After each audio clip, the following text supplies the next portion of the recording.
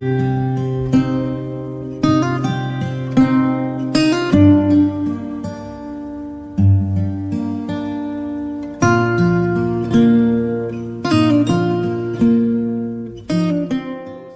This is सार्थक। हम लोग हिस्ट्री का चैप्टर नंबर 1 हम लोग कर रहे थे। हम लोग ने यहाँ तक कवर कर लिया था। अब हम लोग आज इससे आगे का कंटिन्यू करेंगे। चलिए स्टार्ट करते हैं। Coins and archaeological sources. Coins help us to understand the sequence of history depending on dates and information that can be inferred from them. The markings on the coins tells us about the ruler, the monetary system, the economy and details about special events in society. So अब जो हम लोग यहाँ पर जो आपने जैसे कि पढ़ा, हमारा टॉपिक है कॉइन्स एंड आर्कियोलॉजिकल सोर्सेज। सो अब ये जो कॉइन्स होते हैं ये क्यों ज़रूरी होते हैं? कॉइन्स इसीलिए ज़रूरी होते हैं हिस्टोरिकल पर्सपेक्टिव से, क्योंकि जब हम लोग कॉइन्स को देखते हैं तो हमको पता चलता है कि उसका क्या सीक्वेंस में मतलब कैसी कैसी चीज़ें हुई हैं। आज आप सभी लोग जानते हैं कि जो चंद्रगुप्त मौर्य के जो बेटे थे वो थे अशोक। ये आपको कैसे पता चला होगा? वो ऐसे पता चला कि चंद्रगुप्त मौर्य के समय जो कॉइन्स होते होंगे वो अलग होते होंगे, क्योंकि जो हर रूलर होता है अपना अलग अलग कॉइन बनाया करता था उस समय। ठीक है, सो हमको उससे पता चला कि भैया चंद्रगुप्त मौर्य जो था चंद्रगुप्त मौर्य जो थे उन्होंने पहले उनके समय के कॉइन्स यूज़ हुआ करते थे, और फिर जब अशोक आए तो अशोक के समय के यूज़ हुआ करते थे। राइट, चलिए आगे बढ़ते हैं। Coins seem to have come into existence sometime in the 6th century BC during the reign of the Mauryas. जैसे कि मैंने आपको बताया अभी चंद्रगुप्त मौर्य और अशोक के बारे में। सो इसमें यही लिखा है कि जो कॉइन्स थे इनका ये एग्जिस्टेंस में कब आए। एग्जिस्टेंस में आना मतलब वो कब बने, कब स्टार्ट हुआ उनका यूज़ होना, वो हुआ मौर्यन डायनेस्टी के समय, in the Mauryan period. Right, The earliest coins in India were punch-marked coins made of silver and copper. ठीक, जो सबसे पहले जो हमको कॉइन्स इंडिया में जो मिलते हैं वो कैसे थे? वो पंच मार्क्ड थे। पंच मार्क मतलब आपको याद होगा, कोई हम लोग जब भी आपकी जो मार्कशीट होती है उसमें एक स्टैंप लगाते हैं, राइट? सो वैसे ही जब जो कॉइन्स उस समय जो बनते थे वो पहली चीज़ किस चीज़ के बनते थे? सिल्वर मतलब चांदी, और कॉपर आप सभी जानते हैं, तांबा। यहाँ पर सबसे बड़ी एशिया की सबसे बड़ी कॉपर माइन है यहाँ पर, आप सभी जानते हैं, मलाजखंड में। राइट, सो उस समय के जो कॉइन्स थे वो किन दो चीज़ों से मिलकर बनते थे? नॉर्मली सिल्वर और कॉपर से। और वो कैसे होते थे? पंच मार्क्ड होते थे, मतलब जब उनको मेल्ट किया जाता था उनमें थप्पा लगा दिया जाता था। राइट, जैसे कि आप देख सकते हैं ये पंच मार्क्ड कॉइन्स दिख रहे हैं आपको, ये सारे के सारे। Right, From the later part of the 6th century BC until the 3rd century BC came the cast copper coins. So 6th century BC से लेकर 3rd century BC, BC is before Christ, right? So 6th century BC से 3rd century BC के समय हमने कौन से coins मिलते हैं हमको? वो हमको मिलते हैं कास्ट कॉपर कॉइन्स। और एक कास्ट कॉपर कॉइन का मतलब क्या होता है? कास्ट मतलब कच्चा, राइट। सो अगर आपको कोई भी कास्ट मेटल आपको बोल रहा है मतलब रॉ फॉर्म में जो वो मेटल है वो अवेलेबल होता है, सो उसको हम लोग बोलते हैं कास्ट मेटल, राइट।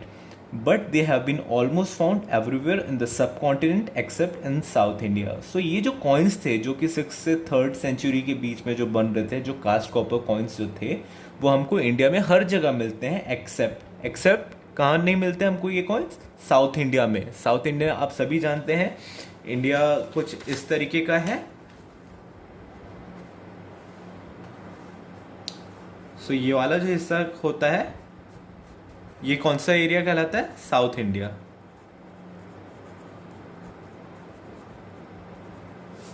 राइट, चलिए आगे बढ़ते हैं।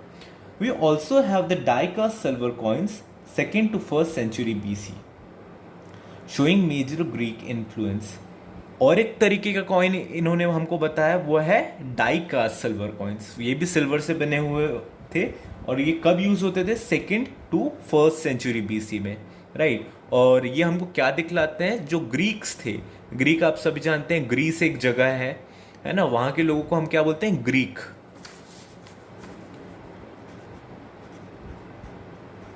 ग्रीस एक जगह है, वहाँ के हम लोगों को क्या बोलते हैं? Greek, right. सो हम जब वहाँ के ये जो डाइकास्ट सिल्वर कॉइन्स जब हम लोग देखते हैं तो हमको ग्रीक इन्फ्लुएंस देखने को मिलता है। These had the names of the rulers, including their portraits on one side and religious symbols on the other side.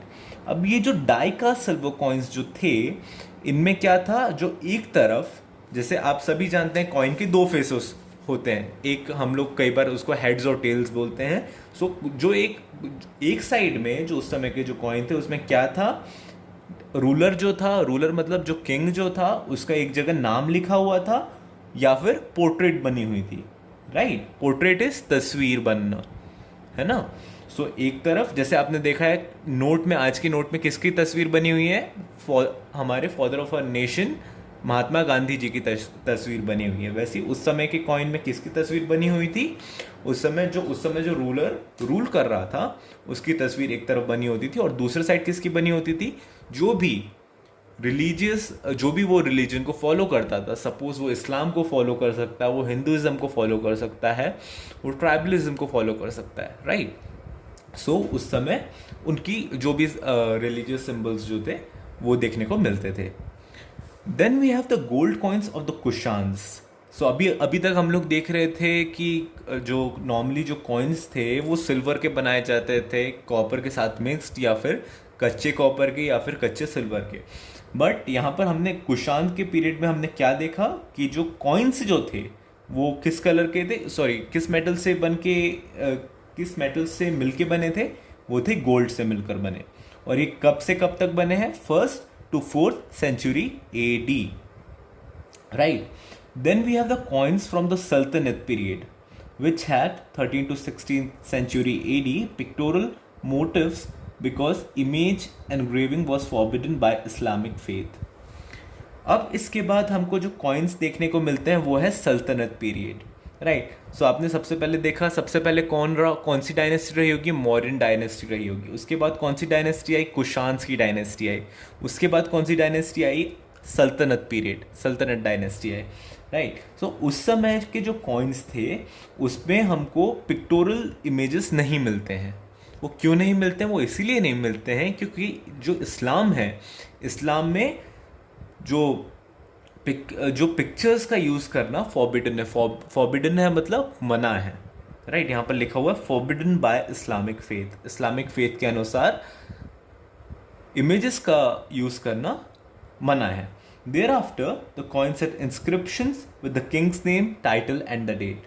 सो उस समय जब आप फोटोज यूज़ नहीं कर सकते तो क्या होता था उस समय, उस समय जो किंग था, जो कि उस समय रूल कर रहा है, सपोज अकबर रूल कर रहे हैं या जहांगीर रूल कर रहे हैं, तो उस समय जो कॉइन्स थे उसमें उस रूलर का नाम लिखा होता था, टाइटल मतलब कौन सा पद वो लोग होल्ड कर रहे हैं वो लिखा होता था, या फिर डेट लिखी होती कि कब से राजा बने हैं या कब से कब तक ये चलेगा, right. Quick facts, yellow box दिख रहा होगा आपको, इसका पढ़ते हैं क्या लिखा हुआ है। The rupaya which later came to be known as the rupee was introduced by Sher Shah Suri, which was later on standardised and perfected by the Mughals. आपने सूरी डायनेस्टी के बारे में भी सुना होगा। सो आज जो रुपया जिसको हम लोग जानते हैं, आज हम लोग इसको रुपी बोलते हैं जिसको, सो ये किस समय इंट्रोड्यूस किया गया था, ये किया गया था शेर शाह सूरी के समय। और इसको फिर ज़्यादा अच्छे से मॉडर्निफाई किसने किया, मुगल्स ने किया।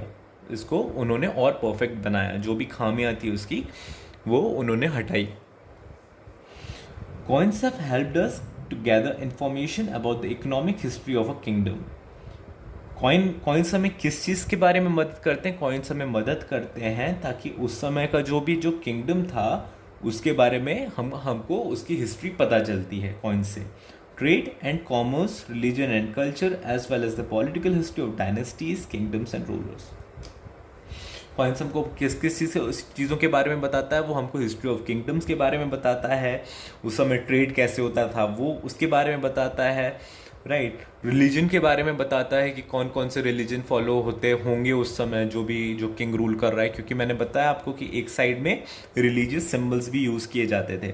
और कल्चर के बारे में कुछ समय क्या होता था कि आज भी आप देखते हैं, आपने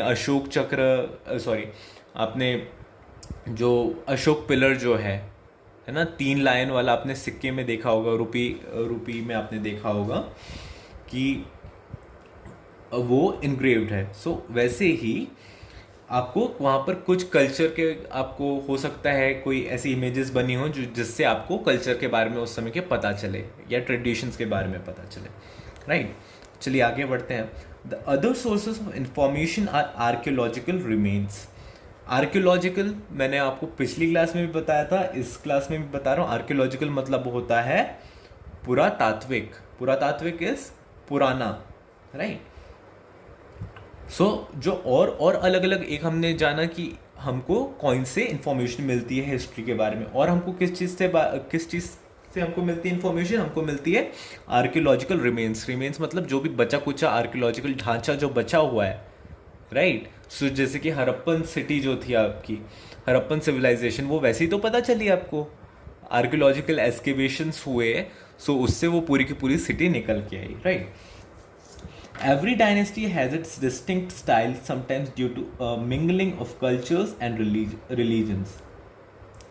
हर एक जो डायनेस्टी या किंगडम मैं बोलूँ, हर एक जो किंगडम था या हर एक जो डायनेस्टी थी, उसके हर एक का अलग अलग अपने डिस्टिंक्ट स्टाइल्स होते थे।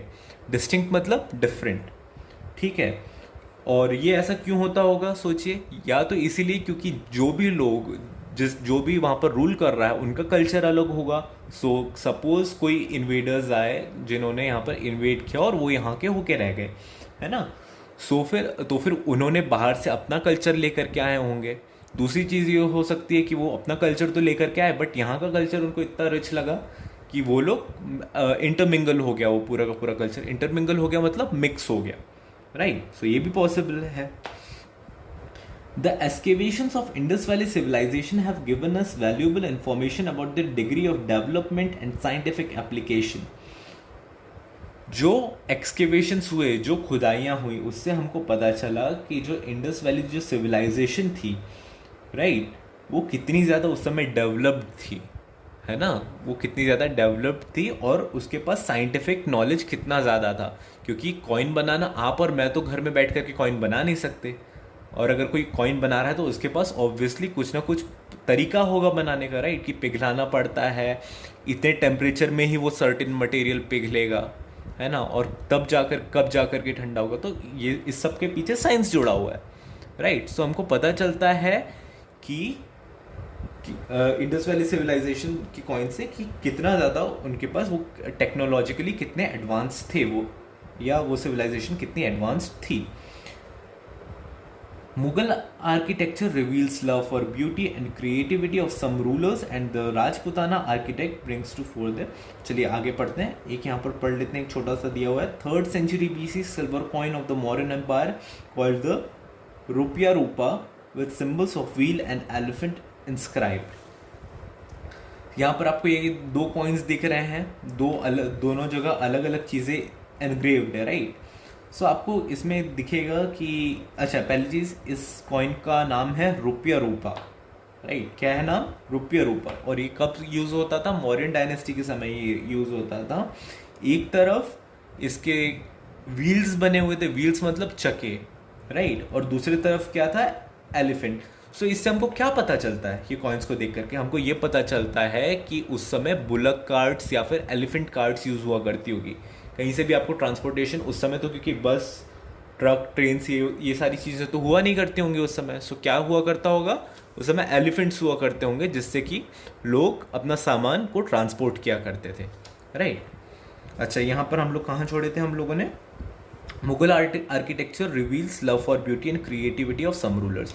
मुगल आर्किटेक्चर से हमको क्या पता चलता है? मुगल आर्किटेक्चर से हमको पता चलता है कि जो मुगल्स जो थे वो ब्यूटी मतलब खूबसूरती और क्रिएटिविटी दोनों के बहुत ज़्यादा शौकीन लोग थे। And the Rajputana architecture brings to fore the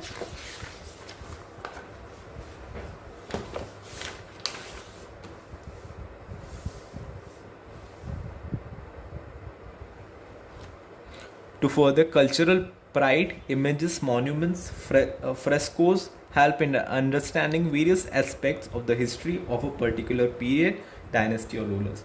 और राजपूताना खानदान से हमको पता चलता है कि उनके गौरव के बारे में, उनके मॉन्यूमेंट्स के बारे में, मॉन्यूमेंट्स मतलब स्मारक, राइट, उन सब के बारे में हमको पता चलता है। यहाँ पर आप देख रहे होंगे लिखा हुआ भी है आप लोगों की, इसके लिए लिखा हुआ ये सारी की सारी चीज़ें, कि अगर आपको किसी भी चीज़ का मतलब समझ में नहीं आया तो आप देख करके समझ सकते हैं इसको। ठीक है, चलिए अब आगे बढ़ते हैं। बुक्स एंड, ये लिखा हुआ है JOURNALS, इसको कैसा क्या पढ़ते हैं हम लोग? जर्नल्स। क्या पढ़ते हैं? जर्नल्स। चलिए आगे बढ़ते हैं।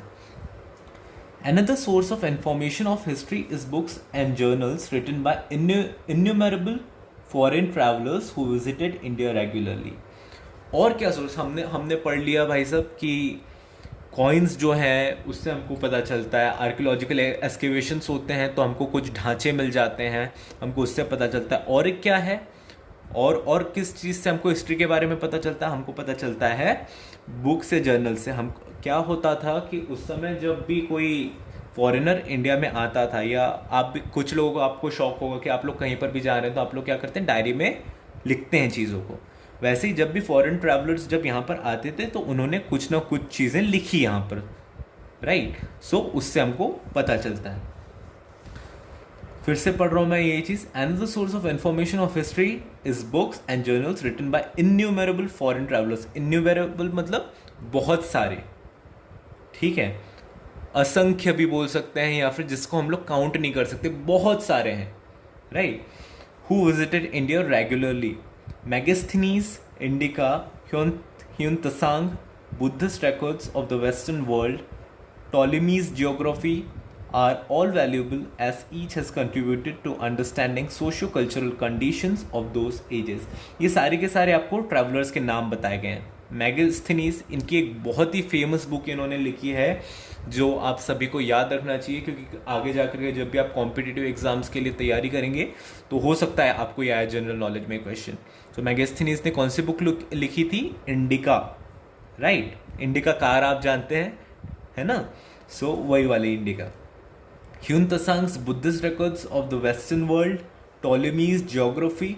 टॉलेमी का मैंने आपको बताया था उस दिन, एक मैप, टॉलेमी का मैप था, राइट, जिसने काफ़ी सारे कॉन्टिनेंट्स को उसने काफ़ी सही तरीके से उस ज़माने में पोर्ट्रे किया था, राइट। इन सारी चीज़ों से हमको ये जितने भी जो ह्यून-त्सांग हो गए, मैगस्थनीज हो गए, टॉलेमी हो गए, इन सब ने जो लिखा है या इनके वर्क से हमको उस समय के बारे में पता चलता है। What needs to be remembered while depending on such sources is that they are personal experiences of people and can be biased. हमको क्या चीज़ ध्यान में रखनी होगी? कभी भी हम लोग हिस्ट्री पढ़ रहे हैं तो आप हमेशा ये चीज़ ध्यान में रखिए कि जो हिस्ट्री जो होती है, राइट, हिस्ट्री में हो सकता है जो भी वो बंदा लिख रहा है वो बुक, हो सकता है ये उसके पर्सनल व्यूज़ उसके अंदर आ जाए, या उसकी आइडियोलॉजी इन्फ्लुएंस करे उसके आर्टवर्क को। सपोज आपको लिखने के लिए बोला किसी बेस्ट फूड के बारे में, उस फूड के बारे में जो कि आपको लगता है सबसे अच्छा है। सो हो सकता है कुछ लोग मैगी के बारे में लिख दें, हो सकता है कुछ लोग पिज़्ज़ा के बारे में लिख दें, या कुछ लोग बर्गर के बारे में लिख दें, राइट। सो क्या आप जो पिज़्ज़ा के बारे में लिख रहे हो तो क्या होगा? अब क्योंकि आपको पसंद है आप इसलिए लिख रहे हो, तो क्या हो सकता है कि आपको जो चीज़ें सच ना हो, right. So therefore relying on only one source for all information about a specific period of history is not advisable. ठीक है। सो हम लोगों को क्यों एक ही सोर्स पे, हम लोग ने देखा कि हम लोग जो हिस्टोरियंस होते हैं, जो आर्कियोलॉजिस्ट होते हैं, वो बहुत सारे सोर्सेज कंसिडर करते हैं। कॉइन्स भी देख रहे हैं, जो फॉरेन ट्रैवलर्स ने बुक लिखी है वो भी देख रहे हैं, काफ़ी सारी चीज़ें कंसिडर करते हैं। वो ऐसा क्यों करते हैं? क्योंकि आपके पर्सनल बायसेस उसके बीच में आ सकते हैं, आपके वर्क के बीच में। तो ये ऑलवेज प्रिस्क्राइब्ड होता है, ये ऑलवेज लोग सजेस्ट करते हैं कि कभी भी आप बुक लिखें या हिस्ट्री लिखें, आप 3 या 4 या 5 या 10 या 15 सोर्सेस को आप लेकर के चलें। Okay. Recording of text and manuscripts, chronicles of rulers and their teachings became widespread with the development of writing instruments and discovery of paper. From carving on metal or a stone, the fine art of writing developed. Initially, skin of animals was used for writing parchments, with the introduction of paper, which was first developed by Chinese and around spread by Arab traders 751 AD, and with the discovery of ink, writing gained popularity. So जो ये कब famous हुआ? Manuscripts मतलब पांडुलिपि, हाथ से लिखी हुई चीज़ें, right. Chronicles of rulers, chronicles मतलब गाथा, राइट, या इतिहास. सो जो रूलर्स उस समय रूल कर रहे थे उनके बारे में चीज़ें, या सो ये सारी की सारी चीज़ें तब फेमस हुई जब जो राइटिंग इंस्ट्रूमेंट्स जो थे वो डेवलप हुए. सपोज पहले आप इंक से लिखते होंगे, फिर पेन आई, और आज हम लोग पेंसिल और बाकी बहुत सारी चीज़ें, बॉल पेन है, इंक पेन है, राइट. सो ये काफ़ी सारी चीज़ें. तो जैसे जैसे एडवांसमेंट्स हुए, जो ये राइटिंग वाली जो चीज़ है ये और ज़्यादा प्रचलित होते गई, और ज़्यादा फेमस होते गई, राइट. और जैसे इंट्रोडक्शन ऑफ पेपर आया, इस चीज़ ने भी बहुत अफेक्ट किया इस चीज़ को. फ्रॉम कार्विंग ऑन मेटल और stone the fine art of writing develop. हम लोगों को आज भी एलोरा के, अजंता एलोरा के उसमें आपने देखे होंगे कि आपको गुदा हुआ पत्थरों में कुछ चीज़, कई सारी चीज़ें मिलती हैं, राइट. सो उससे भी जो carving, from carving on metal और stone the fine art of writing developed. So इससे भी क्या हुआ, जो राइटिंग जो थी वो डेवलप हुई. Initially skin of animals was use for writing parchments. आज हम लोग क्या यूज़ कर रहे हैं? आज हम लोग ये किस चीज़ के ऊपर लिखा हुआ? ये लिखा हुआ है पेपर के ऊपर. बट जब पेपर नहीं आया था, नहीं बना था, सो उस समय किस चीज़ के ऊपर लिखा जाता था? एनिमल स्किन्स के ऊपर, right. With the introduction of paper, which was first developed by Chinese and around spread by Arab traders 751 AD, and with the discovery of ink, writing gained popularity. So paper जैसे introduce हुआ, या जब किसी ने invent किया paper को, सो ये जो राइटिंग का जो पूरा का पूरा प्रोसेस है, या जो प्रोसीजर है, ये बहुत ज़्यादा फेमस हो गया. और काफ़ी सारे जो फॉरेन ट्रेडर्स थे उन्होंने लिखना स्टार्ट किया. अच्छा, ये जो पेपर है ये कहाँ बना था? पेपर बना था आपका चाइना में, राइट. अभी जो आगे का ये जो पूरा पोर्शन है, हम लोग कोशिश करेंगे कि हम लोग नेक्स्ट क्लास में कंप्लीट कर सकें. चलिए, तब तक आप लोग अच्छे से पढ़िए, है ना. चलिए, मिलते हैं अगली क्लास में. Bye bye.